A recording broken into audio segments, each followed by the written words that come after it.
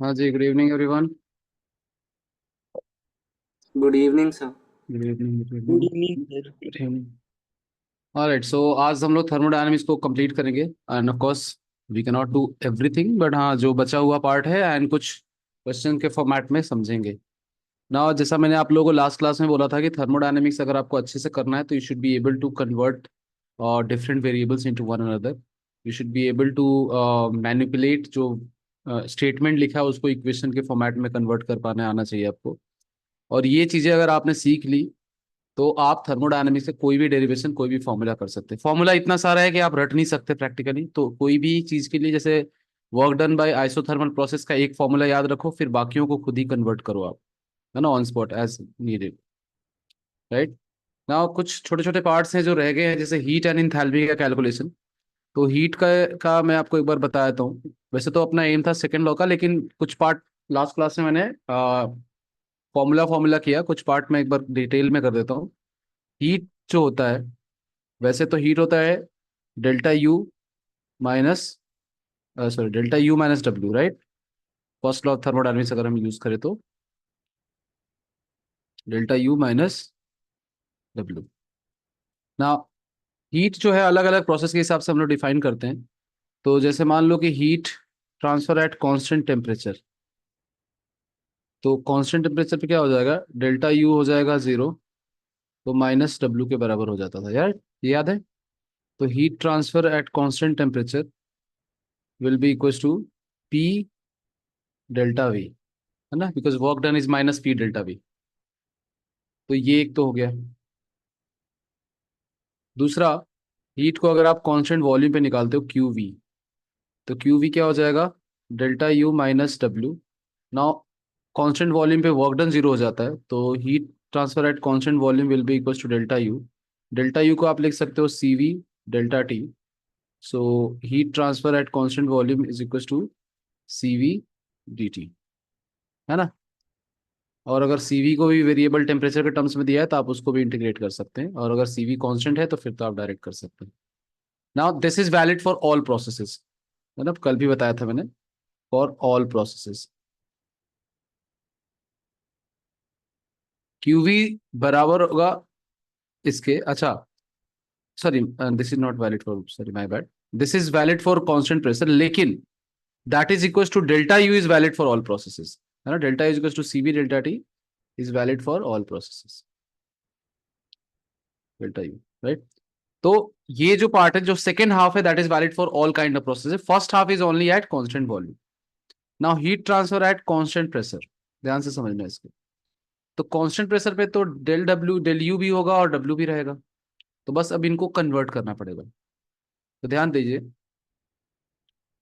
Del you को तो रहने दो, डेल डब्ल्यू को क्या लिख सकते हो, प्लस पी डीवी लिख सकते हो आप, या पी डेल्टा वी, क्योंकि वर्क डन होता है माइनस पी डेल्टा वी, और ऑलरेडी माइनस है तो माइनस माइनस प्लस हो जाएगा ये।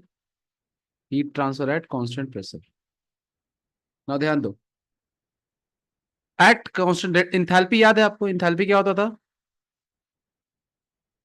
इंथैल्पी क्या होता था, delta U plus delta PV, क्योंकि H is equal to U plus PV, right. So delta U, तो डेल्टा यू ही रहेगा plus P delta V plus V delta P. Now delta P zero हो जाएगा, क्यों, क्योंकि कांस्टेंट प्रेशर पे है। तो enthalpy at constant pressure will be equal to, में डेल्टा पी वाला टर्म जीरो हो जाएगा पूरा। तो delta H at constant pressure is equal to delta U plus P delta V, which will also be equal to Q P, क्योंकि इसकी भी value देखो सेम ही है। तो heat transfer at constant pressure is equal to enthalpy, है ना। तो इससे हमें पता चला, अच्छा, इसको हीट को हम क्या लिख सकते हैं, आप लिख सकते हो delta H is equal to C P delta T. ये हमने कर लिया। अब एक और चीज याद रखो, for ideal gases and work done during that, ये फॉर्मूला याद रखो, delta H is equal to delta U plus del N R T for gaseous chemical reactions. किया होगा आपने, याद आ रहा है ये। Yes sir. तो ये फॉर्मूला भी काफी इंपॉर्टेंट है। और इसके अलावा जो इंपॉर्टेंट फॉर्मूला है वो है delta G is equal to delta H minus T delta S. ये भी काफी इंपॉर्टेंट फॉर्मूला है। तो ये कुछ फॉर्मूला जिनको हमें ध्यान रखना है। एक बार मैंने ब्रीफली बताया, अभी अपन क्वेश्चन के थ्रू करेंगे तो समझ में आएगा कौन सा फॉर्मूला कहाँ अप्लाई करना है। ये तो हो गया फर्स्ट एस्पेक्ट, जो चीजें कुछ रह गई थी। Now second law of thermodynamics में अगर हम लोग sorry second law and third law में सेकेंड लॉ अगर देखें तो सेकेंड लॉ कहता है कि delta S universe will be greater than equal to infinity.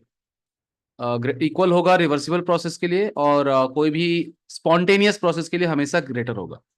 तो for spontaneous process delta S universe is greater than zero.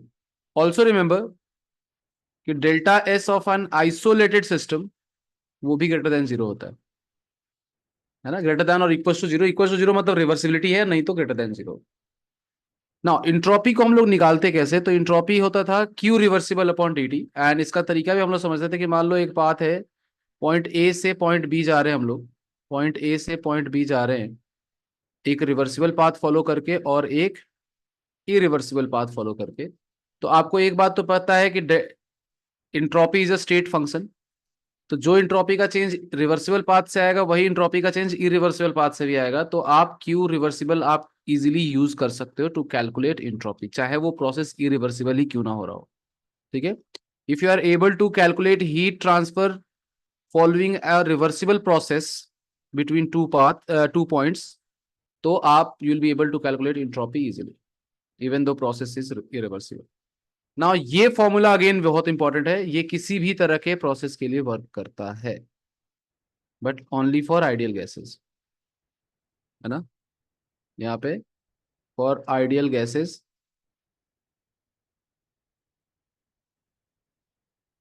In different processes.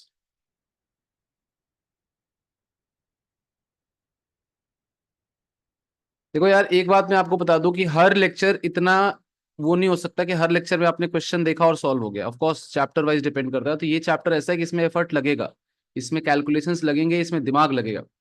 तो आपको सोचना आना पड़ेगा, थोड़ा थोड़ा डेवलप करना पड़ेगा हैबिट। ये डेरिवेशन आप कर सकते हो वैसे। क्यू रिवर्सिबल का जनरल फॉर्मूला लिखो। क्यू को कैसे करोगे आप, अभी हमने लिखा Q is equal to delta U minus W. उसको फिर आप एक्सपैंड करो डेल्टा यू को एंड देन डब्ल्यू को। डेल्टा यू को क्या ले सकते हैं हम लोग, n C v delta T. Integrate करोगे तो L N D two by D two T one ही आएगा। एंड फिर वर्क डन को भी आप वैसे ही एक्सपैंड करोगे तो यही इक्वेशन आएगी। आप चाहो तो डिराइव कर लेना बट जरूरत नहीं पड़ेगी, है ना। इट इज मतलब possible to derive this equation. Now third law क्या होता था, थर्ड लॉ क्या होता था, थर्ड लॉ याद है किसी को?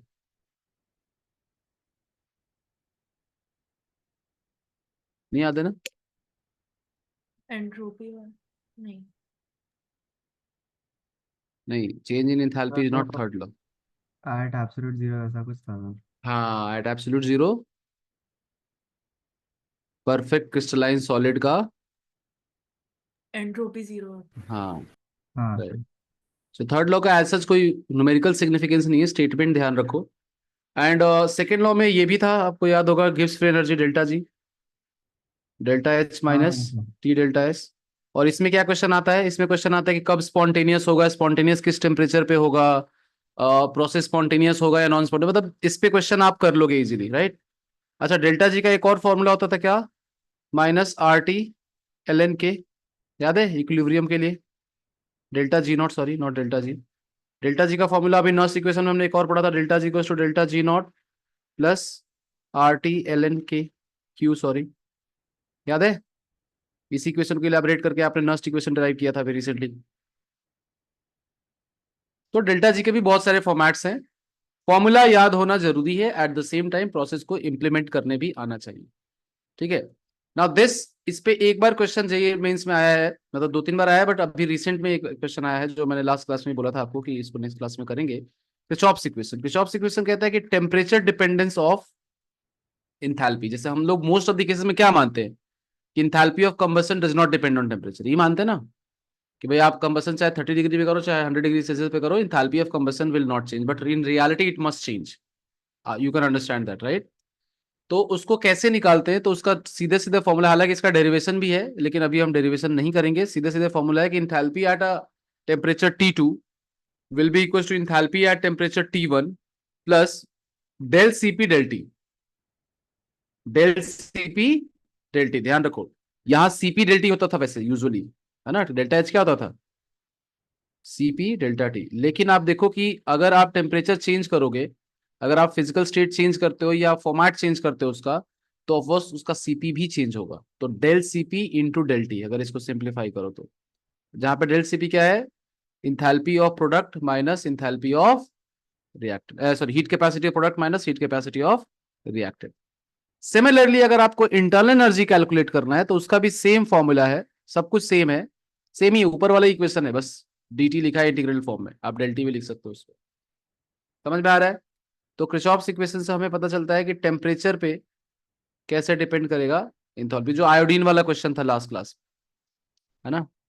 तो इंथैल्पी और इंटरनल एनर्जी का calculation for reactants and product for a reaction कैसे हम लोग देख सकते हैं। Let's try this question for using the same formula. Formula लिखना। हाँ, एक सेकंड पीछे जाना।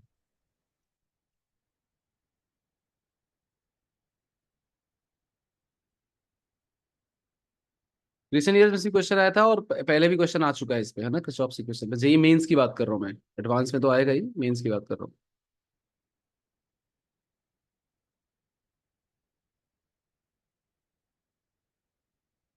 देखो यार, मेंस में 80% क्वेश्चन डायरेक्ट फॉर्मूला बेस्ड आते हैं, 20% क्वेश्चन में उसको रिस्ट्रक्चर करना पड़ेगा फॉर्मूला को थोड़ा सा। चलिए ट्राई कीजिए इसको।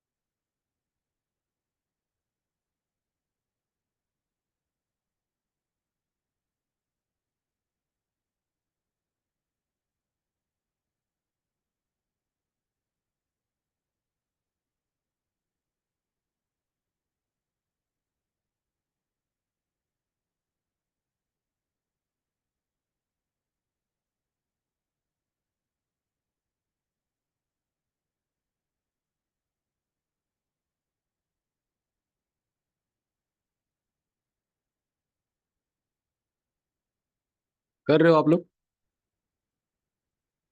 यस। हाँ।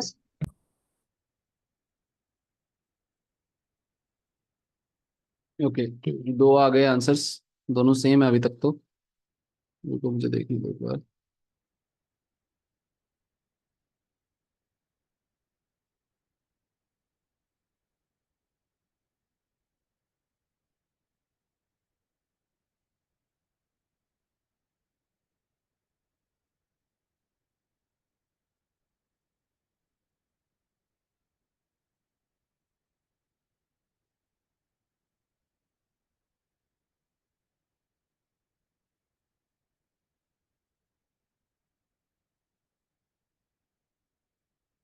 ओके, सबके आंसर वही आ रहे हैं, ठीक है। चलो मैं स्टार्ट करता हूँ थोड़ा थोड़ा सॉल्व करना, तब तक आप लोग करो। I2 सॉलिड है, इसको कन्वर्ट किया I2 गैसेस, ठीक है। तो फॉर्मूला सिंपल सा है, delta H is equal to delta H1 plus delta CP into delta T, ठीक है,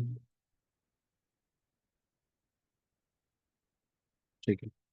सो डेल्टा H1 तो दिया, H2 अपने को निकालना है, सॉरी डेल्टा H2 कैलकुलेट करना है। Delta H1 is 24 plus delta CP क्या हो जाएगा, इन दोनों का डिफरेंस, राइट। सो 0.031 माइनस 0.055, जो कि नेगेटिव आएगा ऑफकोर्स, इंटू डेल्टा टी कितना है, 50, 200 डिग्री सेल्सियस से 250 डिग्री सेल्सियस, 50 का डिफरेंस है।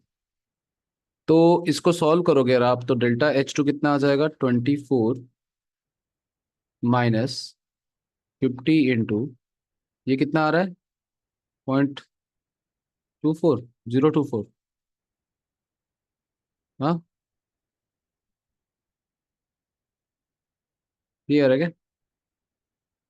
हाँ सर। तो इसको Yes. सॉल्व किया तो कितना आया? 1 point. हाँ यही आ जाएगा, बी आ जाएगा अप्रोक्सीमेटली। यस, समझ में आ रहा है?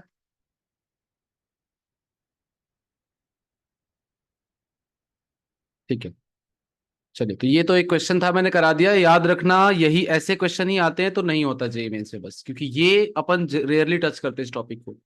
2-3 क्वेश्चन होते हैं डायरेक्ट फॉर्मूला बेस्ड आता है, बाकी आप कर लेते हो ना।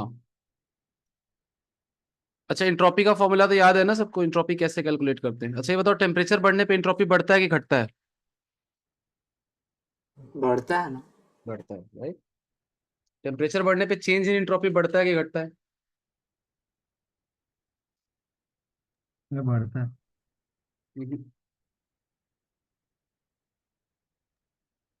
इंक्रीज इन गर्मी इंट्रोपी, तेजी से increase in entropy at higher temperature will be less than increase in entropy at lower temperature if same amount of heat is supplied. Always remember that. है ना? A system which is already highly random, which will have less effect on randomness if same amount of heat is supplied as compared to a system which is less random. इसे तो formula होता है dq/t होता है ना, नीचे t है ना, तो dq सेम रखो अगर, तो टेम्परेचर ज्यादा होगा तो डेल्टा एस कम होगा ना।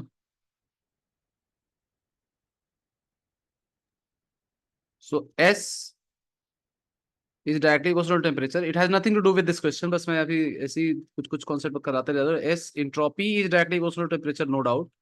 लेकिन delta S is inversely proportional to temperature. ज्यादा टेम्परेचर पे हीट दोगे तो कम इंट्रोपी में चेंज आएगा, कम टेम्परेचर पे हीट दोगे तो ज्यादा इंट्रोपी में चेंज आएगा।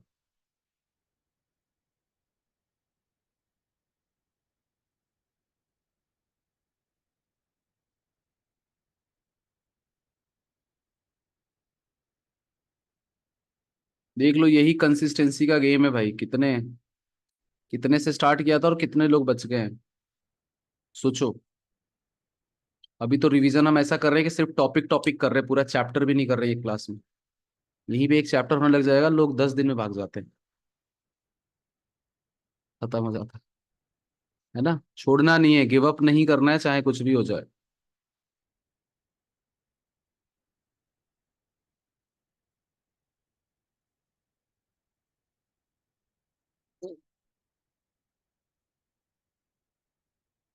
सबका आंसर आ रहा है 400।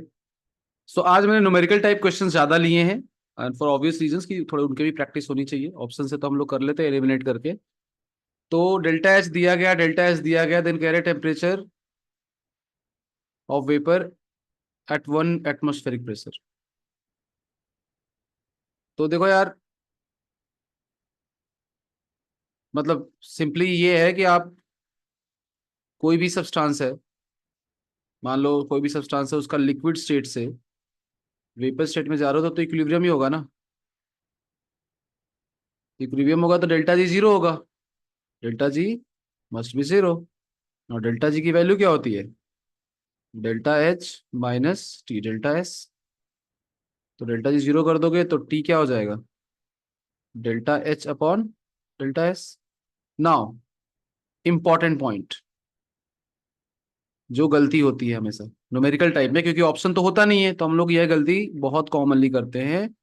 पे अटेंशन टू यूनिट।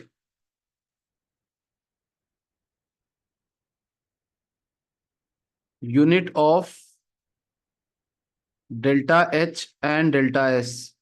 यूजुअली ये किलो जूल में होता है और ये जूल में होता है ना।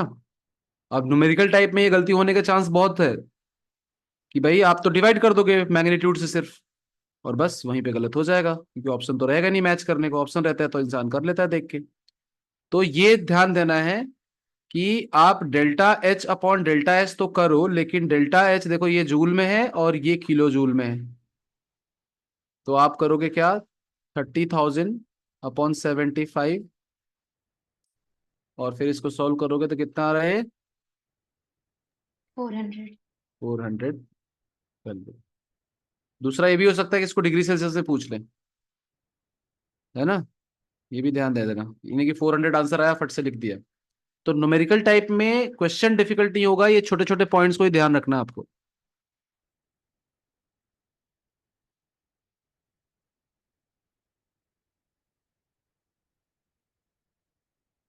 क्लियर है ये? Yes. ठीक।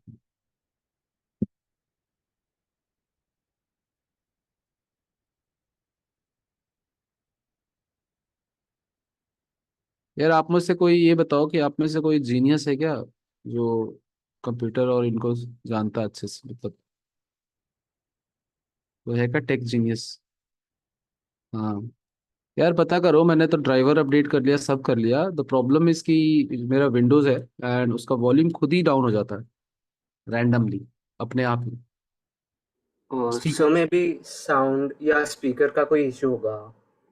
ये स्पीकर आई चलता है देखो, बट खुद ही वॉल्यूम डाउन हो जा रहा है। मैंने ड्राइवर अपडेट कर लिया, ड्राइवर री इंस्टॉल कर लिया, सब कर लिया। Sir I don't think then software issue होने की प्रोबेबिलिटी है ज़्यादा। It might be a hardware issue. Otherwise sounds में जाके सेटिंग्स में जाके भी कुछ कर सकते हैं। या किया मैंने आप ट्राई। कोई आप कोई थर्ड पार्टी ऑडियो एम्पलीफायर या कुछ एनहांसमेंट यूज़ करते हो तो उसके वजह से भी हो सकता है। अच्छा चलो ठीक है, एक बार बात करते हैं अपन क्लास के बाद, देखते हैं, ओके सर। है ना। ठीक है। चलिए हाँ। नाउ इंथैल्पी वगैरह मैंने बोला था आप लोगों की लास्ट क्लास में कि पढ़ के आना इंथैल्पी अच्छे से, एक बार देख के आना at least different type of enthalpies. So this is based on enthalpy of neutralization. एक बार ट्राई कीजिए इसको।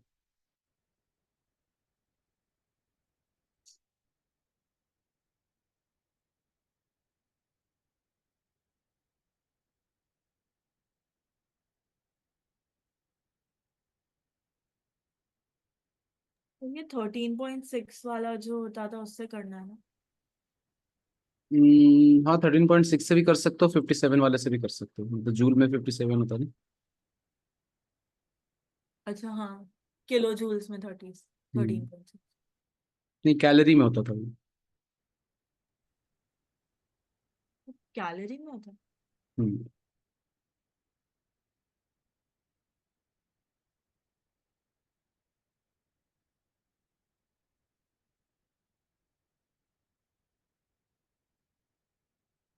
वैसे आप में से अगर कोई स्मार्टली देखे ना तो इसका आंसर बहुत सिंपल है, बिना सॉल्व किए भी आ सकता है। यस आरुषि सही है।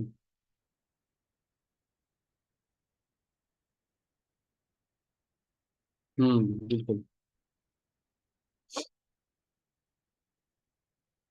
गाइस फिर से मैं बोल रहा हूँ, अगर आपने नहीं किया है so please go today and look for different type of enthalpies. गलती उसमें ये होती है, क्वेश्चन तो बहुत सिंपल आते हैं लेकिन हमें यही नहीं पता चलता कि इस इंथैल्पी का इंटरप्रिटेशन क्या है, कन्वर्जन क्या है, इक्वेशन क्या है। यस माही सही है। तनिष्का आप रिस्पेक्टिवली वाला देखो एक बार, मैं भी एक बार कंफर्म कर लेता हूँ कि मैं भी सही देख रहा हूँ कि नहीं।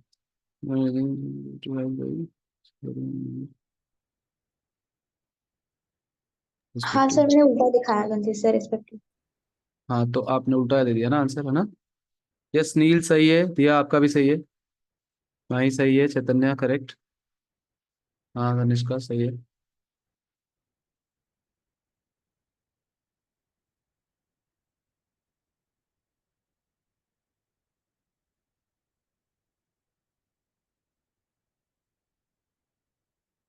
देखो for those of you who don't know और हु डोंट रिमेम्बर, ध्यान दो यहाँ पे, दो तीन चीजों का ध्यान देना है। वो ये कि हीट ऑफ न्यूट्रलाइजेशन या enthalpy of neutralisation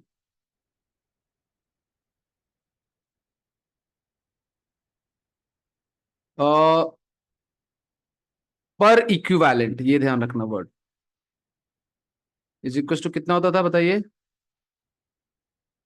-50, minus 56 kJ। 56.3 के आसपास होता था ना, राइट। और ये ध्यान दो, किलो जूल पर इक्विवेलेंट, है ना। और जिसको हम 57 भी ले लेते हैं तो 57 के आसपास ले सकते हो आप, मतलब इसकी रेंज में रहता है, कोई एग्जैक्ट नंबर नहीं है लेकिन हाँ फिक्स होता है, ये बात पक्की है। एंड इसी को कैलोरी में करते थे तो आता था -13 किलो कैलोरी पर इक्विवेलेंट। अब होता यूं है कि पर इक्विवेलेंट है, नाउ NaOH की कोई कमी है नहीं अपने पास, तो अगर 1 मोल HCl और 1 मोलर NaOH रिएक्ट करेंगे तो क्या बनेगा, जो भी बनेगा। देखो मोल, अच्छा एक और चीज ध्यान दो यहाँ पे कि मोल्स वन नहीं है, इक्विवेलेंट जो है वो वन नहीं है, क्योंकि वॉल्यूम हमें नहीं पता ना वॉल्यूम कितना है, लेकिन एक बात पता है कि दोनों का रेशियो हमेशा 2:1 रहेगा। क्या ये समझ में आ रहा है आपको? देखो यार, ये तो पर मोल या पर इक्विवेलेंट होता है ना, अब ग्राम इक्विवेलेंट तो वॉल्यूम पे भी डिपेंड करेगा। तो बेसिकली वॉल्यूम इंटू मोलारिटी करोगे, वॉल्यूम इंटू मोलारिटी, और मतलब वॉल्यूम इंटू नॉर्मालिटी, और वॉल्यूम इंटू नॉर्मालिटी, इन दोनों का करोगे तो इन दोनों का रेशियो 2:1 नहीं आ रहा है। हाँ तो सर, सर हीट भी देखा। Heat of neutralisation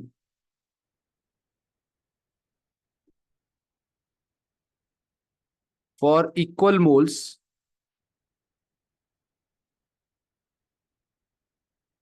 of two acids will be equals to ratio of basicity। ध्यान देना कि वर्ड्स पे ध्यान दो, इक्वल मोल्स पहला चीज, and complete heat of neutralization, तो वैसे हीट ऑफ न्यूट्रलाइजेशन भी बोल सकते हो लेकिन कंप्लीट हीट ऑफ न्यूट्रलाइजेशन मतलब पूरा यूज कर रहे हो, है ना। तो मोल इक्वल लोगे, अगर ग्राम इक्वलेंट्स इक्वल होंगे तो हीट ऑफ न्यूट्रलाइजेशन भी इक्वल हो जाएगा। तो बेसिसिटी का रेशियो क्या है, 2:1 है, H2SO4 की बेसिसिटी 2 है और इसका 1 है, तो आंसर हो गया 2। चले,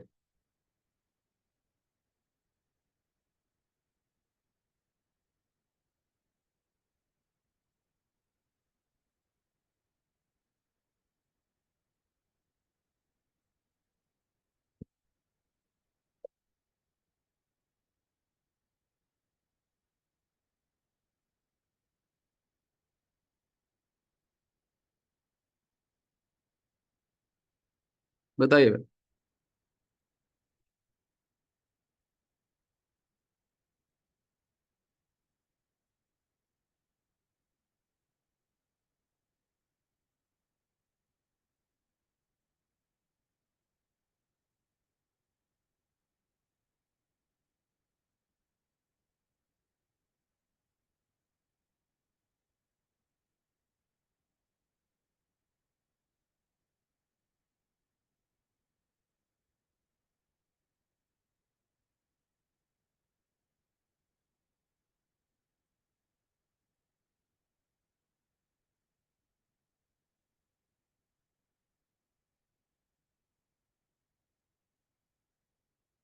हम्म,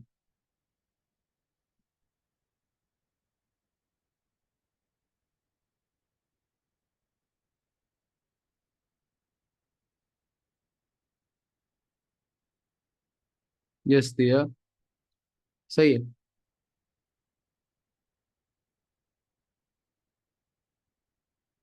heat of solution and heat of hydration में डिफरेंस क्या है?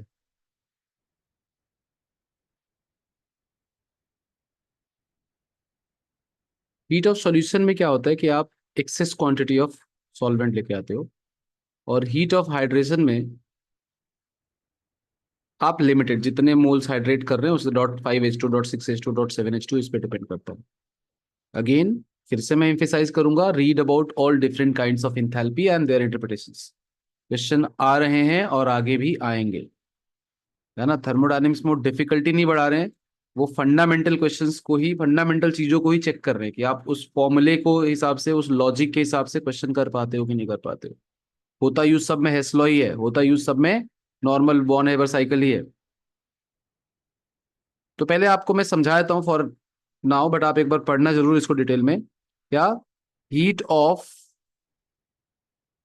सॉल्यूशन का मतलब ये है कि कोई भी सॉल्यूट प्लस सॉल्वेंट, और सॉल्वेंट जब हम लेते हैं तो काफी एक्सेस क्वांटिटी में होता है विथ रिस्पेक्ट टू सॉल्यूट, फिर जो सॉल्यूशन बनता है ना, तो वाटर का क्वांटिटी एक्स होगा, मतलब एक्स मतलब इन बहुत सारे नंबर्स होंगे। तो जो लिखा गया उसको समझते हैं अपन। Heat of solution of CuSO4 पहले देखते हैं। तो HOS CuSO4 का लिए लिखोगे CuSO4 plus XH2O gives CuSO4 aqueous, और इसमें जो इंथैल्पी रिलीज होती है -70 किलो जूल। ठीक है। फिर दूसरा दिया है CuSO4.5H2O plus some XH2O gives CuSO4.5H2O aqueous is +12 kilo joule. तो आपसे पूछ रहे हैं कि आप बताओ कि CuSO4 से 5H2O ऐड करके CuSO4.5H2O बनाने के लिए कितनी हीट लगेगी। अच्छा, बाय द वे यहाँ पे x नहीं होगा, ये नंबर थोड़ा कम हो जाएगा, है ना। अगर आप देखो ध्यान से तो इसको हम लिख सकते हैं कुछ x-5, और इसको हम लिख सकते हैं सीधे CuSO4 एक्वस। लिख सकते हैं कि नहीं बताइए, क्योंकि सॉल्यूशन बनेगा तो सब में तो फिर CuSO4.InfiniteH2O। तो क्या करें, कैसे करें, कल ही बताया था मैंने। क्या चाहिए, किधर चाहिए, कितना चाहिए, ये याद रखना है आपको। क्या चाहिए, किधर चाहिए, और कितना चाहिए। लेफ्ट साइड में चाहिए, क्या चाहिए, CuSO4। कहाँ पे है लेफ्ट साइड में CuSO4? ऊपर वाली इक्वेशन में, तो मतलब ये प्लस होगा।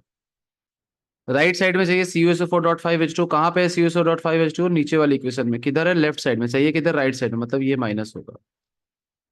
तो ऊपर वाली इक्वेशन को ऐड करेंगे, नीचे वाली इक्वेशन को सब्ट्रैक्ट करेंगे, अपने आप अपने को ये इक्वेशन मिल जाएगी। तो अगर ऐड सब्ट्रैक्ट करके अगर ये हो गया तो अपना काम हो गया ना। ऊपर वाले को एज इट इज रखो, नीचे वाले को माइनस और कर दो, तो -82 नहीं हो जाएगा। अब माइनस ऑलरेडी इन्होंने कंसिडर कर रखा है, तो एक्चुअल आंसर +82 होगा। ध्यान देना, ये सब में भी गेम खेलते हैं वो, कि माइनस उन्होंने ऑलरेडी लिख दिया है, अब तुम अगर माइनस वापस लिख दोगे तो गलत हो गया वो आंसर। इसमें कोई मर्सी नहीं है कि अरे यार बच्चे ने कैलकुलेट तो सही किया था। सो छोटी छोटी चीजों को ध्यान देना अपने को, है ना। जैसे -82 is a wrong answer, +82 is correct answer, because. अच्छा, अगर x किलो जूल लिखते हैं यहाँ पे सिर्फ, तो फिर आप -82 करते हैं, तो रिमेंबर दैट। या फिर x किलो मैग्नीट्यूड लिखते कि magnitude is x kilo joule, then आप पॉजिटिव लिखते थे, कोई दिक्कत नहीं। मतलब समझो मैथ्स तो समझो वहां पे, वो भी काउंट होता है। चलिए फटाफट अब थोड़ा फास्ट करते हैं। Incorrect expressions.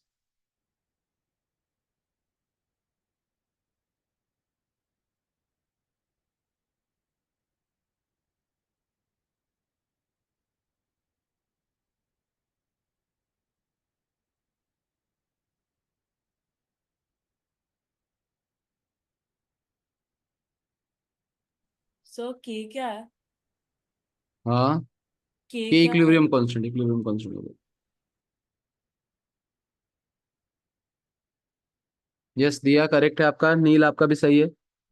सर मल्टी है क्या? नहीं नहीं नहीं, सिंगल है।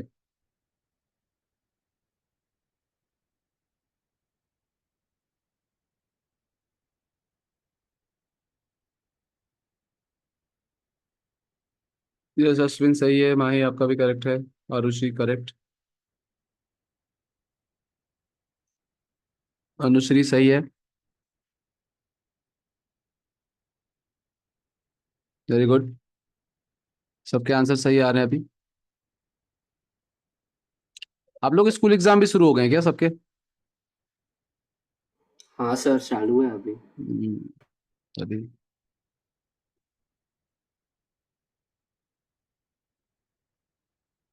नहीं। चैतन्य वापस चेक करो। उमर सही है, तनिष्का आपका भी सही है। सो बेसिकली आइडिया ये है कि हमें कैलकुलेट करना है कि इनमें से कौन सा सही है कौन सा गलत है। तो मैं ऑप्शंस, अच्छा ये क्वेश्चन मैंने इसलिए लिया कि साथ साथ में मैं थोड़ी बहुत बातें भी डिस्कस कर दूं ऑप्शंस वगैरह के। तो हर क्वेश्चन में मैं कुछ ना कुछ कॉन्सेप्ट डिस्कस कर रहा हूँ जिसको आपको ध्यान रखना है। ध्यान क्या रखना है, देखो यार, सबसे पहले तो आप पहला स्टेटमेंट है, डेल्टा जी का डेफिनेशन ही यहीं से आता है ना। Delta G is minus delta S total, total मतलब यूनिवर्स, इंटू टी। और फिर हम डेल्टा एस टोटल को रिप्लेस करते हैं तो डेल्टा एच वाला टर्म आता है ना, कि अगर सिस्टम के टर्म्स में लिखना हो तो कैसे आएगा। तो पहला तो सही है, पहला करेक्ट है। ना देखो, delta G not is equal to minus R T L N, ये यही होता था क्या? तो डेल्टा जी नॉट को हम लिख सकते हैं delta H not minus T delta S not is equal to R T minus R T L N K. तो इस हिसाब से अगर देखा जाए तो L N K will be equal to T delta S not minus delta H not upon R T. तो यही गलत है ना फिर तो। बाकी आप इसको रीअरेंज करो, एल एन को इधर लेके आओ तो ये वाला इक्वेशन आ जाएगा सी ऑप्शन में, तो है ना, ये इसी का कन्वर्जन है बस। और आइसोथर्मल प्रोसेस के लिए डेल्टा यू क्या होता है, जीरो आइसोथर्मल में। यस अश्विन बताइए। सर मेरे को एक फर्स्ट ऑप्शन में एक डाउट था। हमको पता है कि delta G is equal to delta H minus T delta S होता है, तो फिर वो delta H by delta S वाला टर्म भी तो रहना चाहिए ना, नहीं मतलब नहीं, वो तो। टी डेल्टा एस वो सिस्टम का होता है, ये टोटल है ये। Okay.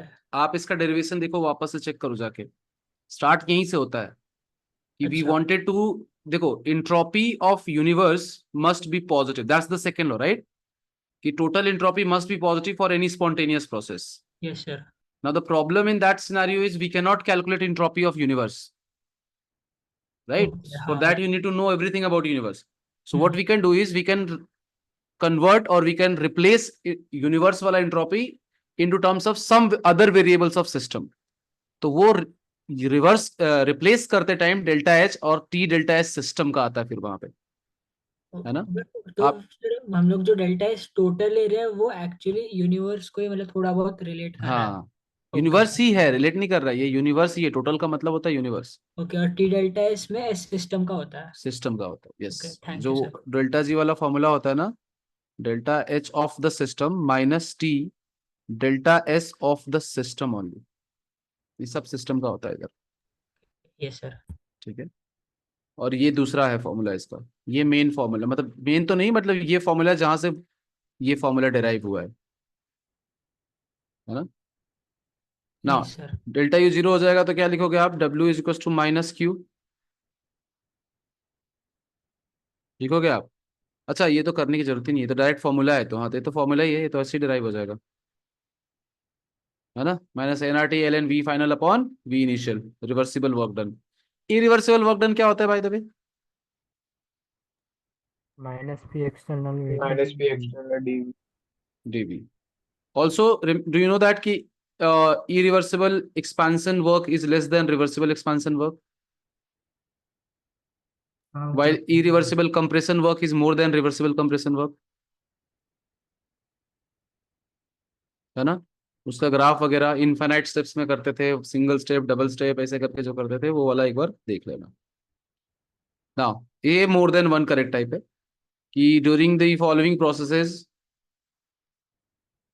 Which are the entropy decrease, बताना आपको इसमें कि कौन कौन से प्रोसेस में इंट्रोपी का डिक्रीज होगा।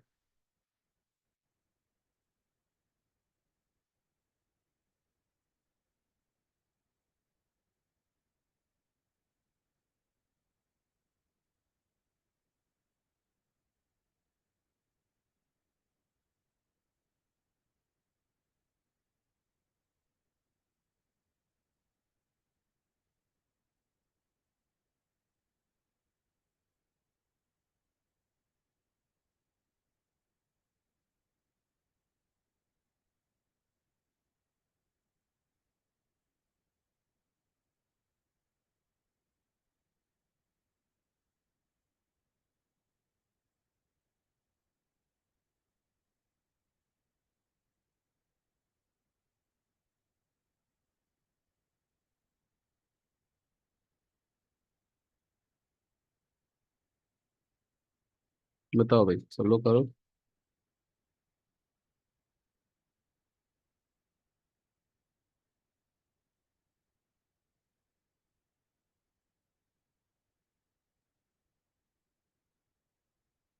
Okay, most of the answers आ गए।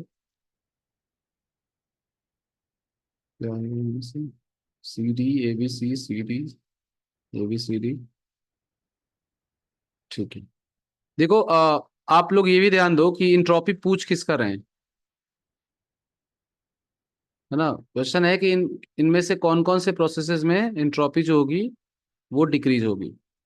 तो डिक्रीज का मतलब है, देखो यार कुछ मेंशन नहीं किया गया है, तो वी शुड इधर कंसिडर सिस्टम का इंट्रॉपी और ओवरऑल इंट्रॉपी। अब क्या है कि ये मैंने क्वेश्चन जो है उठाया है, क्वेश्चन का सब पार्ट है ये, मतलब मैंने क्वेश्चन पूरा नहीं उठाया, मैंने सिर्फ वो ऑप्शंस उठाए हैं जहां पे मतलब क्या कहते हैं, ऑप्शंस नहीं दिए थे, है ना। लेकिन अगर कुछ मेंशन नहीं किया गया है तो we will focus on what, system का ही देखेंगे हम, है ना, कि जो जो काम हो रहा है उस प्रोसेस का एंट्रोपी क्या हो रहा है वही देखेंगे हम लोग। तो फ्रीजिंग चाहे 0 डिग्री पे हो, चाहे फ्रीजिंग -10 डिग्री सेल्सियस पे हो, फ्रीजिंग का मतलब आप लिक्विड से सॉलिड में जा रहे हो, तो डेल्टा एस डिक्रीज होगा, मतलब एस डिक्रीज होगा, not delta S, S decrease होगा, एंट्रोपी डिक्रीज होगा, है ना। डेल्टा एस नेगेटिव होगा बेसिकली। बोलो, तो यहाँ पे भी डिक्रीज होगा, यहाँ पे भी डिक्रीज होगा। इस वाले में क्या हो रहा है कि आपके पास total number of gaseous moles कितने हैं? इधर 4 है और इधर कितने? 2। तो ज्यादा गैसेस कम गैसियस मॉलिक्यूल में कन्वर्ट हो रहे हैं, तो फिर से रैंडमनेस कम होगी, रैंडमनेस कम होगी तो एंट्रोपी डिक्रीज करेगी। एडजॉर्प्शन, एक गैसियस मॉलिक्यूल रैंडमली घूम रहा था इधर उधर, उसको आपने एक सॉलिड सरफेस पे एडजॉर्ब करके होल्ड कर दिया, होल्ड कर दिया मतलब उसके मॉलिक्यूलर मोशन को सीज कर दिया आपने फॉर द मोमेंट, तो रैंडमनेस घटेगी या बढ़ेगी? घटेगी। घटेगी। घटेगी। इसमें भी घटेगी। Dissolution of NaCl in water, ना इसमें एंट्रोपी बढ़ेगी, सॉरी डेल्टा एस नहीं एस, डेल्टा एस भी पॉजिटिव होगा वैसे बट एस बढ़ेगा, क्यों? क्योंकि NaCl सॉलिड था, अच्छा खासा अपना लैटिस बना के बैठा था, आपने उसको पानी में डाला तो मॉलिक्यूल उसके आयंस अलग अलग हो गए, आयंस अलग हो गए तो they will get random motion, अगर रैंडम मोशन आएगा तो फिर इंट्रोपी बढ़ेगी। तो इसका आंसर हो जाएगा A B C और D। सर ए नहीं होगा ना सर, वो वाटर का उल्टा होता है ना, ये बार फ्रीज किया 0 पे तो एक्सपैंड करेगा। नहीं, बट इंट्रोपी का वॉल्यूम से लेना देना नहीं है ना, कि वॉल्यूम बढ़ रहा है इसलिए, इंट्रोपी का रैंडम मोशन से लेना देना है। क्या वाटर के मॉलिक्यूल्स के पास काइनेटिक एनर्जी ज्यादा होगी या आइस के? सर वाटर के। बस, तो उसकी रैंडमनेस ज्यादा है ना। हाँ ठीक है। चलिए,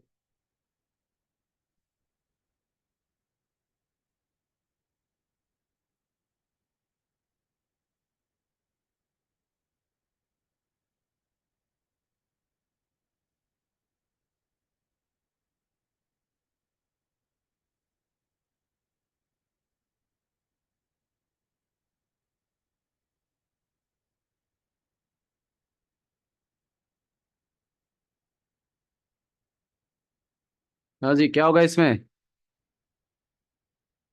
अभी थोड़ी देर पहले डिस्कशन यहीं से स्टार्ट किया था मैंने।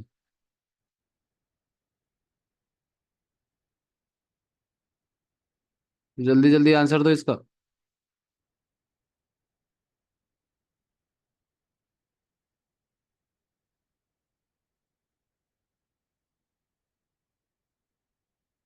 हम्म। अनुश्री सही है, अश्विन वापस चेक करो, चैतन्य चेक करो, योगीराज सही है, उमर सही, दिया, माही, नील, आरुषि सही है।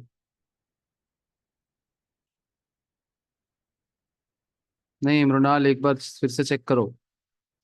सी what we need to find out is कि कौन सा टेम्परेचर पर डिपेंड करता है और कौन सा नहीं करता, तो इंट्रोपी भी करता है और चेंज इन इंट्रोपी भी करता है।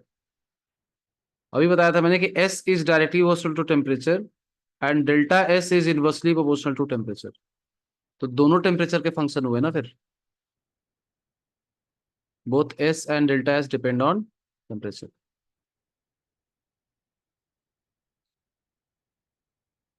और ये ऐसा मैं आपको ये बता रहा हूँ कि मैंने वो क्वेश्चंस लिए हैं, सारे क्वेश्चंस लिए मैंने लाइन से, मतलब पिछले 4-5 साल के जो क्वेश्चंस आए हैं मैंने सारे सेलेक्ट किए हैं इसमें से, और यही क्वेश्चंस हैं।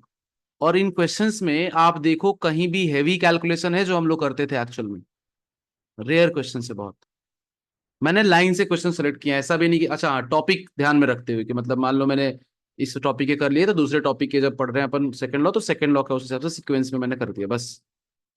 आप हमेशा ध्यान रखो कि the chapter which is more difficult, the one which you feel is more confusing है, बहुत ज्यादा होराइजन है, उसमें हर टॉपिक का फंडामेंटल मीनिंग उसको समझो जरूर, है ना।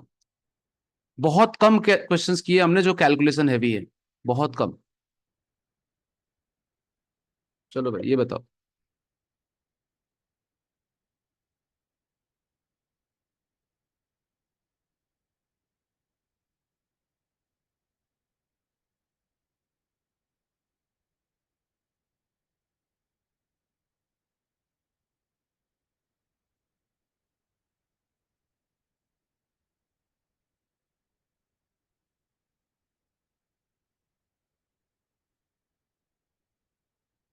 Mind that heptane is a liquid air, है ना, तो ध्यान देना आपको।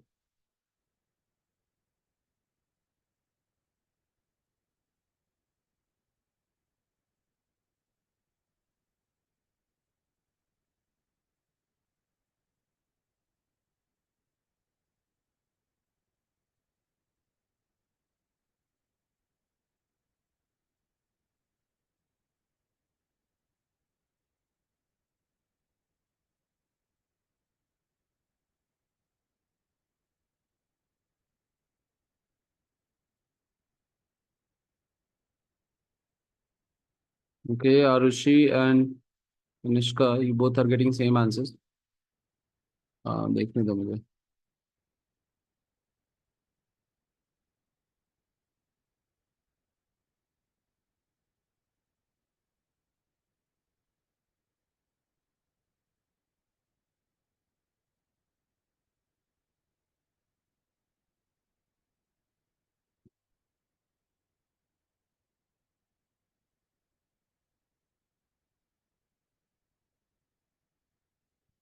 हाँ सही है, मृणाल सही है, उमर आपका भी सही है, योगीराज आप चेक कीजिए एक बार। आप मैग्नीट्यूड, नहीं मैग्नीट्यूड भी गलत आया आपका, देखो एक बार।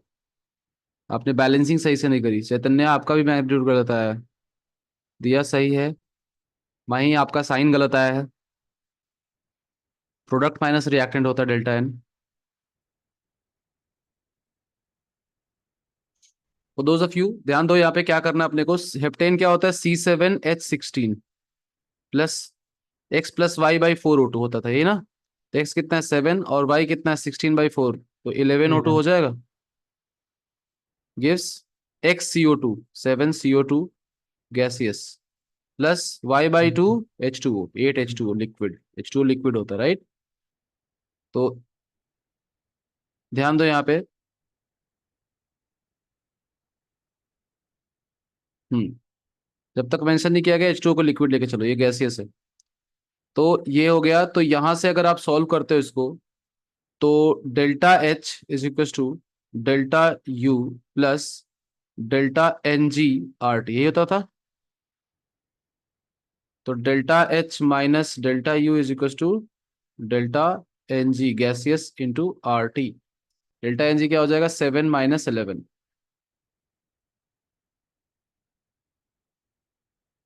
That is -4।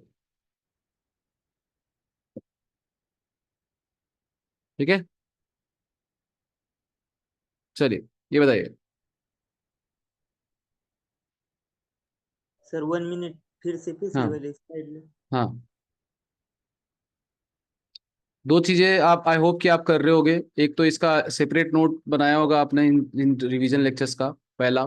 दूसरा, आप रेगुलर क्वेश्चन प्रैक्टिस कर रहे हो फ्रॉम दीज टॉपिक, जो भी छोटे मोटे क्वेश्चन है मॉड्यूल से, या मतलब 1 घंटे के रिवीजन लेक्चर के बाद आपको 1-1.5 घंटा फिर से देना है टू इधर कवर द टॉपिक्स जो मैंने आपको बोला है, या फिर to practice some more questions to, मतलब एकदम श्योर शॉट कि भाई अब ये हो गया, अब इसको क्लोज करो, अब इसको रिवीजन करते टाइम देखेंगे। हो गया सर। बताइए, among the following the set of parameters that represent path function. Sir ये तो मल्टीपल है ना? हाँ मल्टीपल है।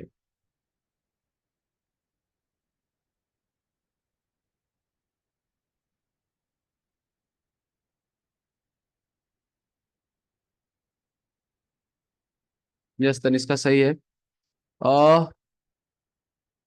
दिया आप रिवर्स आंसर कर रहे हो। We have to find path function, not state function. Yes Mahi correct है। आरुषि आपका भी सही है। साक्षी सही है। हम्म। अब आपका सही है आदि।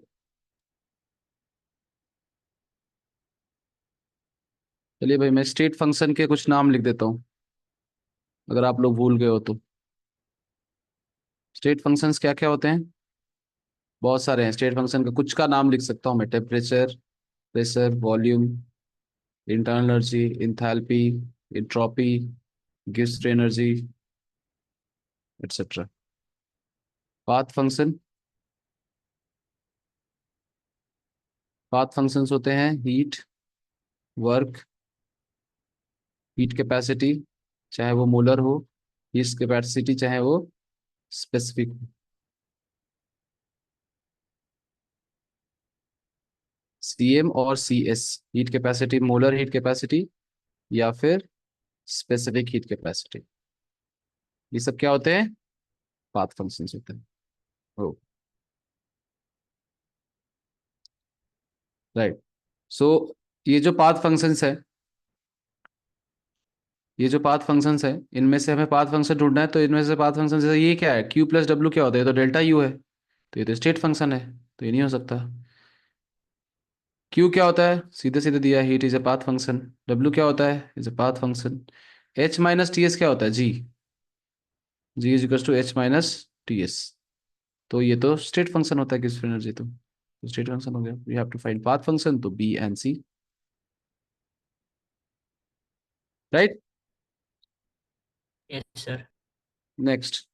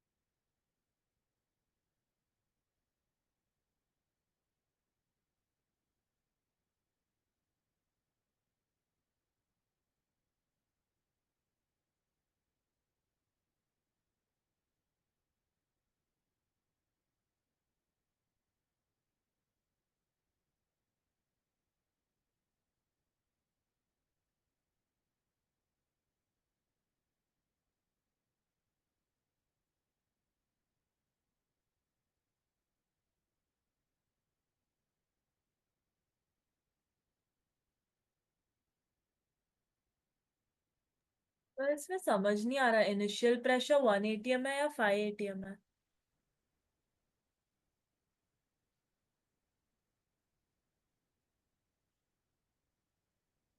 इनिशियल प्रेशर तो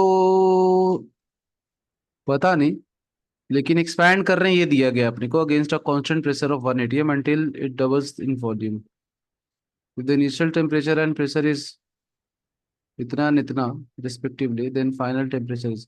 इनिशियल प्रेशर और टेम्परेचर इंटरनली दिया है, मतलब गैस का दिया गया है आपको, है ना?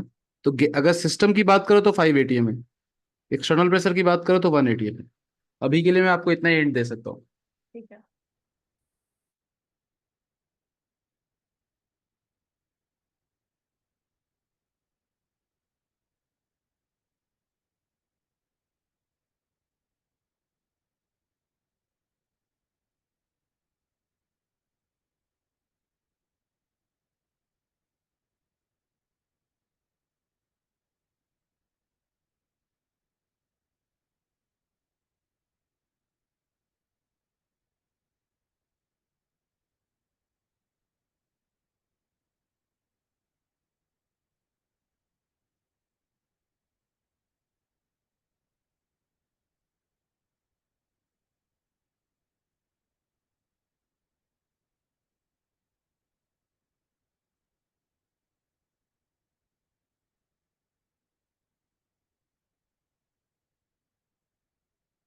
ओके, 3 लोगों का आंसर सेम आ रहा है, तो आई थिंक सही ही होगा।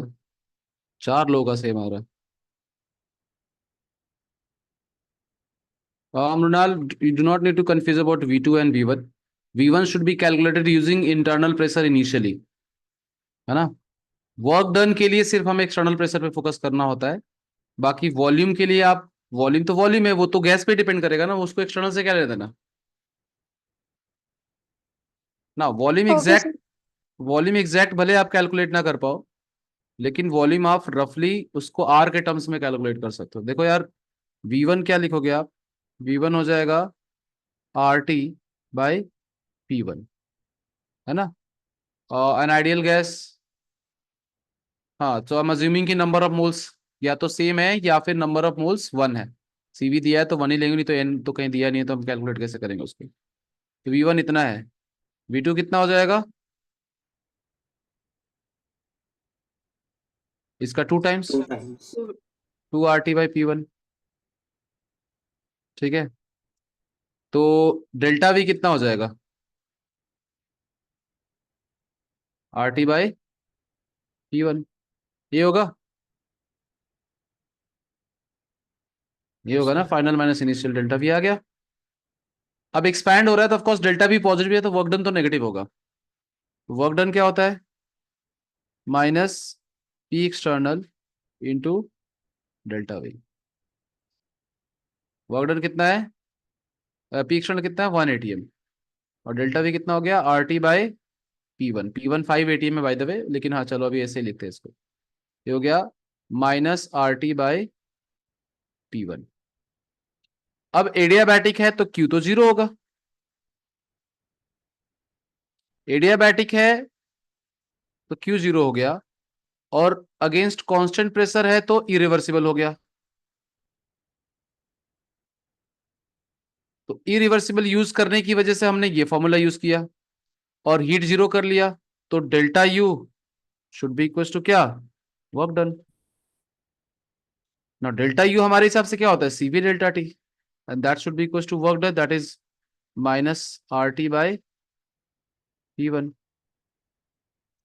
तो टेम्परेचर पहली बात तो डिक्रीज होगा, पहली बात तो टेम्परेचर क्या होगा, डिक्रीज होगा। तो CV दिया है कितना, 5/2 R into delta T is equal to minus R into 298/P1, अब रख देते हैं 5। अब इसको सॉल्व कर लो डेल्टा T के लिए, R से R तो कैंसिल हो जाएगा, ये 298/25 इंटू 2, तो डेल्टा T हो जाएगा -298/2 अपॉन 25। तो ये देखो, अप्रोक्सीमेटली अगर देखा जाए तो ये 6 टाइम्स है ना। तो डेल्टा T, नहीं 6 बोल रहा हूँ, सॉरी, 12 टाइम्स है ना।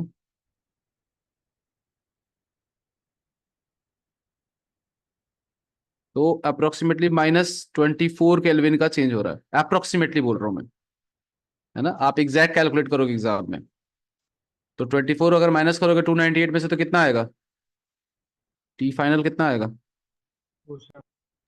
Minus, sorry, +274। एग्जैक्ट में जो भी आ रहा है रफ में इतना आएगा, नियरेस्ट इंटीजर बताना है, तो I think 274 will be the answer. समझ में आया। यस अश्विन बताइए।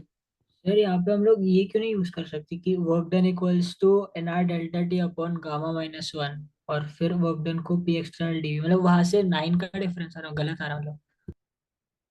इसलिए नहीं यूज कर सकते आप क्योंकि आप वर्क डन रिवर्सिबल का निकाल रहे हो, ओके शिट, हाँ है यस। ना, क्योंकि हाँ प्रोसेस इरिवर्सिबल ओके यस। है ना। ऐसा एक और क्वेश्चन आ चुका है जे एडवांस में जो कराते हैं हम लोग क्लास में, यस उसमें सर। फाइनल टेम्परेचर पूछा गया था, ऑप्शन वाला क्वेश्चन था वो, और वो सिर्फ PV के टर्म में पूछा गया था। आप देखना आपको मिलेगा वो question. Okay.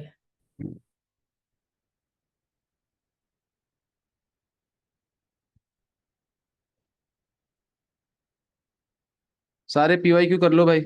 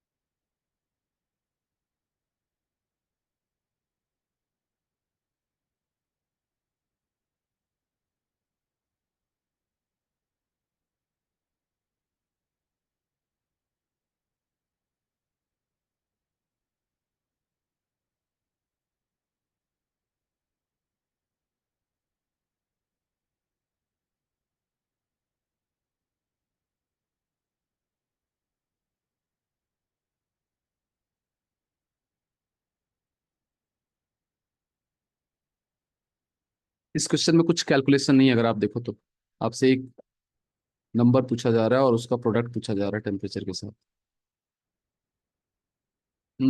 Arushi I don't know, मतलब मुझे भी सॉल्व ही करना पड़ेगा। लेट मी सी। बेंजोइक एसिड,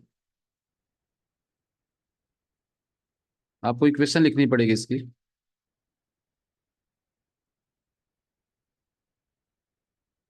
थोड़ा थोड़ा मैं स्टार्ट करता हूँ। बेंजोइक एसिड क्या होगा? C7H6O2, ये होगा ना? H5COH, हाँ। इसकी रिएक्शन करिए आपने कुछ नंबर ऑफ ऑक्सीजन के साथ, प्रोडक्ट बनेगा 7CO2 + 3H2O। सर तो टोटल 14 + 3, टोटल ऑक्सीजन कितने हैं? 70। 17 ऑक्सीजन आइटम्स है, जिसमें से 2 तो ऑलरेडी है यहाँ पे बेंजीन के अंदर, बेंजोइक एसिड के अंदर। तो आपको 15 और चाहिए, तो यहाँ 15/2 हो जाएगा। नाउ बेंजीन, बेंजोइक एसिड जो है, बेंजीन अगर लिक्विड होता है तो बेंजोइक एसिड तो लिक्विड होगा ही। ये होगा गैसियस, और ये होगा लिक्विड, और ये होगा गैसियस। तो डेल्टा एन है यहाँ पे -1/2, है कि नहीं? Yes sir. और फॉर्मूला होता है delta H is equal to delta U plus delta N G into R T. हमें क्या बताना है? The question is asking about delta N G into T, अगर आप ध्यान से देखो तो, क्योंकि डेल्टा यू तो इन्होंने एज इट इज यूज कर लिया है, into -x into are.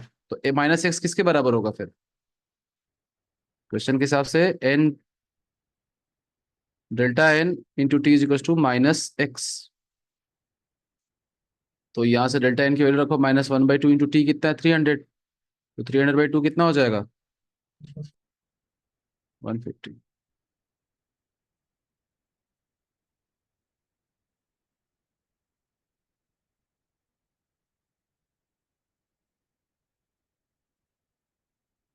Right, चलिए ये बताइए।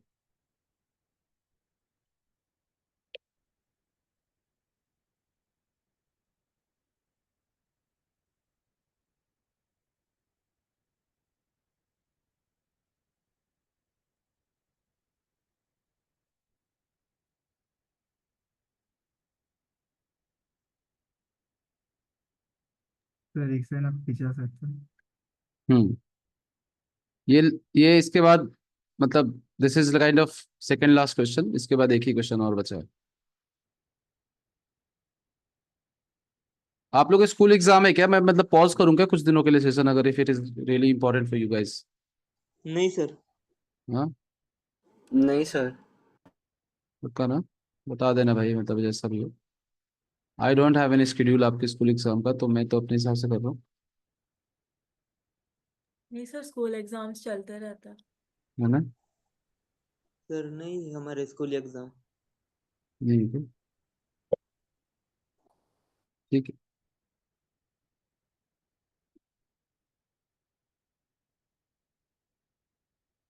यस, आरुषि एंड तनिष्का, आप दोनों का आंसर सेम आ रहा, तो आई एम होपिंग कि आप दोनों ने सेम ही कैलकुलेशन, मतलब सही है फिर दो लोग अगर मैच कर रहे हैं तो।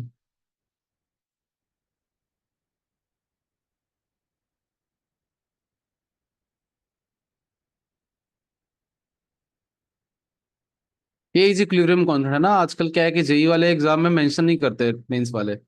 एडवांस में तो फिर भी मेंशन कर देते हैं, मेंस वाले आजकल मेंशन करना बंद कर चुके लग रहा है।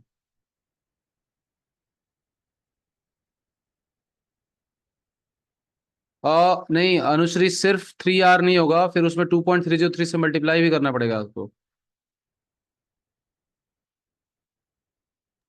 हाँ। है ना? ये सिर्फ 3R तब होता है जब डेल्टा एन के, मतलब डेल्टा, सॉरी, LN के टर्म्स में लिखते हैं। एक और delta G0 is equal to क्या? Minus minus R L N K. RT ln K, which is also equals to -2.303 RT log K। तो अगर आपसे कोई पूछे कि भाई के क्या होगा तो के लिखोगे, अच्छा चलो ठीक है, बाद में सॉल्व, इसको सिंप्लीफाई कर लेते बेसिकली, और कुछ नहीं, है ना। इतना इंटीलॉग बाद में लेंगे। डेल्टा जी नॉट कितना दिया है? वही निकाल। अच्छा डेल्टा जो निकाला के दिया हुआ, ओके ठीक है। तो delta G not will be equal to -2.303 into R into temperature कितना है 300 इंटू log 10। तो log 10 तो 1 हो गया, तो सही है ना। हाँ अच्छा सर। किलो जूल में निकाला था, वही मैं सोचूं इतना बड़ा नंबर आ रहा है। हाँ सो ये log 10 तो 1 हो गया, तो ये हो गया, और आर की वैल्यू 8.314 रख दो, तो ये हो जाएगा basically -2.303 into 8.314 into 300। Now one more thing is that कि यहाँ पे नेगेटिव मेंशन नहीं किया गया, तो आपको नेगेटिव के साथ लिखना वैल्यू जो भी आ रहा है नंबर, है ना। कितना आ रहा है वैसे बाय द वे, 57.4, 57 point। तो -57.4 किलो जूल पर मोल,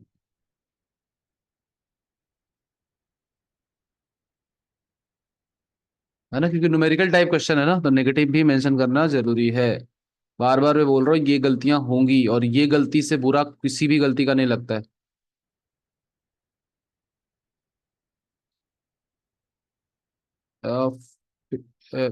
5.7 किलो जूल आ रहा है क्या वैसे? 5.7 आएगा तभी तो 57.4 होगा ये, है ना। किलो जूल में तो 5.7 ही आना चाहिए। 5.7 आ रहा है। हाँ हाँ सर। हाँ, ठीक है। सो 5.74 आ रहा है, इस चीज को कि आप -1 के टर्म्स में लिखोगे तो 57.4 हो जाएगा।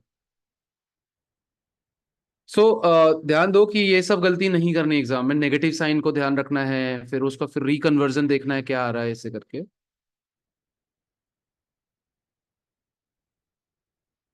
लास्ट क्वेश्चन है which I don't think is very complicated. क्या चाहिए, किधर चाहिए, कितना चाहिए?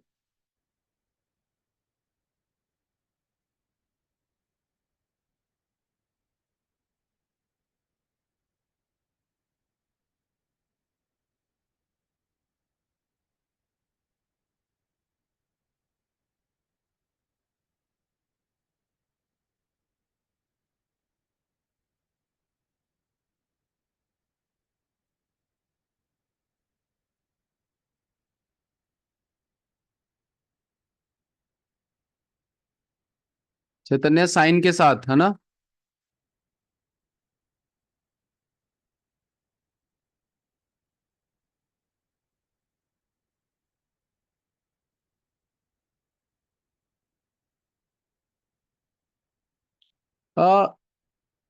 नीचे वाला एज इट इज रहेगा, राइट, 3 से मल्टीप्लाई करके, और ऊपर वाले को आप रिवर्स करोगे। 492 482 ऐसे डिफरेंट क्यों आ रहे हैं? 492 ही आ रहा है मोस्टली, मुझे लग रहा है। 492 is the most common answer. देखो यार, ऐसे हेस लॉ के क्वेश्चन जब भी आ जाए क्या करना है, वही रूल, एक ही रूल है अपने को, क्या चाहिए, किधर चाहिए, और कितना चाहिए। क्या चाहिए भाई, हमें कार्बन चाहिए, कितना चाहिए, 3 चाहिए। किधर चाहिए, लेफ्ट साइड में चाहिए। कहाँ है कार्बन, यहाँ है। किधर है, लेफ्ट में, ठीक है, मतलब पॉजिटिव होगा। कितना चाहिए, 3 चाहिए, है कितना, एक, तो इस इक्वेशन को 3 से मल्टीप्लाई करोगे एज इट इज, है ना। तो डेल्टा एच लिखते टाइम आप सीधे लिखते जाओ, आप -3 × 110। उसके बाद क्या चाहिए, Fe2O3। Fe2O3 है कहाँ है, राइट साइड में। किधर चाहिए, लेफ्ट साइड में चाहिए, तो ये इक्वेशन पहले तो माइनस होगी, और माइनस होने के साथ साथ नंबर में Fe2O3 कितना चाहिए, 1 चाहिए। कितना है, 1 ही है। तो 3 से मल्टीप्लाई करने के बाद 3/2O2 3/2O2 वैसे ही कैंसिल हो जाएंगे प्लस माइनस करने के बाद, तो आपको दिख रहा है कि सीधे सीधे ये इक्वेशन आने वाली जो चाहिए अपने को। तो सीधे आप कर दो माइनस -822। तो 822 plus 330 that will give you 492 kilo joule per mole. एक सेकेंड रुको, द फॉलोइंग रिएक्शन।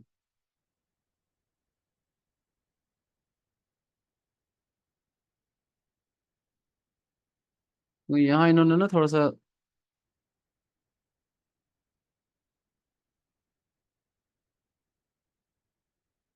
ठीक है हाँ चलेगा, अभी तो यही रहेगा मेरे ख्याल से। ध्यान दो कि मोल्स के हिसाब से, मतलब स्टोइकियोमेट्री स्टोइकियोमेट्री का भी ध्यान रखो। अभी तो चलो 1 मोल ही कंजम्पशन हो रहा है, उसके हिसाब से कर रहे हैं, तो वो भी चेंज होता है ना।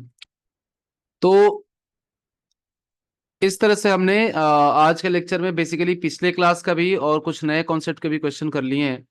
नाउ आपको क्या करना है, आपको घर जाके वापस से या तो सेम क्वेश्चंस को ट्राई कीजिए, सिमिलर क्वेश्चंस को ट्राई कीजिए, और नहीं तो जो आपके टाइम में नोट्स में कराए गए होंगे क्वेश्चन, जो मॉड्यूल में क्वेश्चन आपको उस टाइम ट्रिकी लगा होगा, मतलब इस तरह के सारे क्वेश्चंस आप अटेम्प्ट कर लो एक बार फिर से, है ना, ताकि आपको कॉन्फिडेंस आ जाए कि हाँ यार थर्मोडायनेमिक्स में अगर कोई डायरेक्ट क्वेश्चन आ गया तो वो तो नहीं मिस होगा, इनडायरेक्ट क्वेश्चन आएगा तो फिर हम देखेंगे। या फिर आप एक काम और कर सकते हो कि पीवाईक्यू कर लो, है ना, पीवाईक्यूज ही कर लो लास्ट 3-4 साल के। मैं आपको वो देता हूँ, ये मैं तो देखो यार यहीं से उठाता हूँ, मैं आपको पूरा लिंक ही देता हूँ, अभी चैट बॉक्स में डाल देता हूँ, आप लोग के कॉपी करके उसको सेव करके रख लो, है ना। वहाँ पैसे भी देने की जरूरत नहीं है, पता नहीं मैंने तो क्वेश्चन सॉल्व नहीं किए वहाँ पे, लेकिन अगर आप वहाँ से करोगे तो एक सेकंड ढूंढने तो मुझे लिंक कौन से गया था।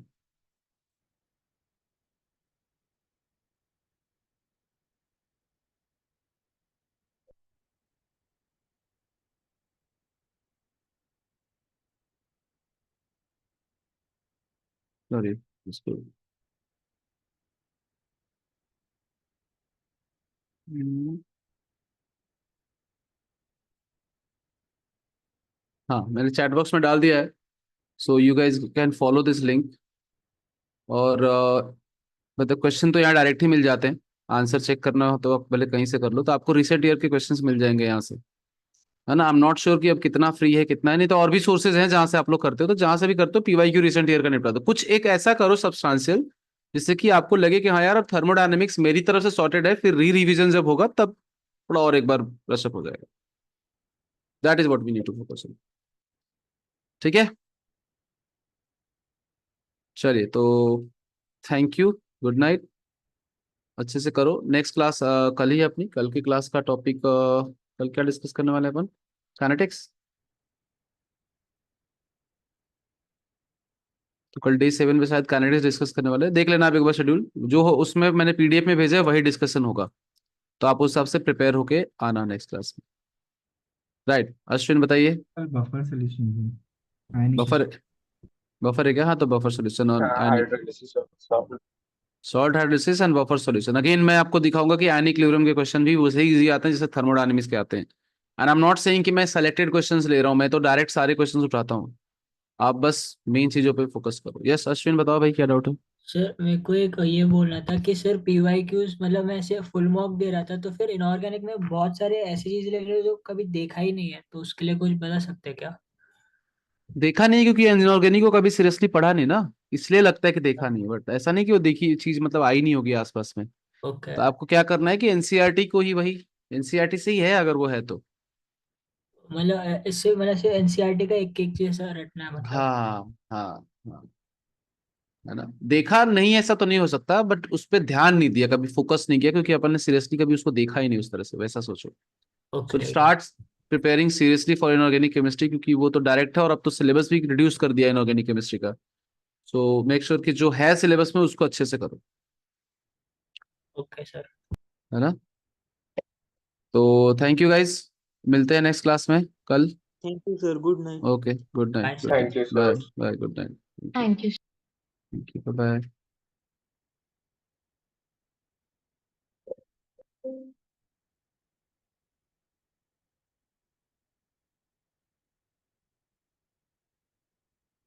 हाँ चैतन्या, कल शायद नहीं कल, but I will not be available at the centre tomorrow, but yes you can definitely doubt भेज देना आप मुझे, देखते हैं उसको कैसे करना है ना। नहीं सर तो मैं मतलब एक छोटा सा टॉपिक रिवाइज करना था, इसलिए पूछ रहा हूँ। टॉपिक, कौन सा टॉपिक। सर मतलब एंथैल्पी में थोड़े बहुत मतलब बेसिक बेसिक डाउट्स है, तो वो सब नॉर्मल। ओके तो किसमें, इक्विलिब्रियम में, किसमें, क्या बोल रहे हो? नहीं इसी में ही थर्मोडायनेमिक्स में एंथैल्पी वाला जो पार्ट है चैप्टर का, उसमें थोड़े से डाउट्स है। ओके ठीक है, तो कल एक बार देखते, कल नहीं तो परसों जब भी मैं आऊंगा तब अपन कर लेंगे, है ना, नेक्स्ट क्लास के बाद, ओके यस। है ना, इससे कर लेंगे।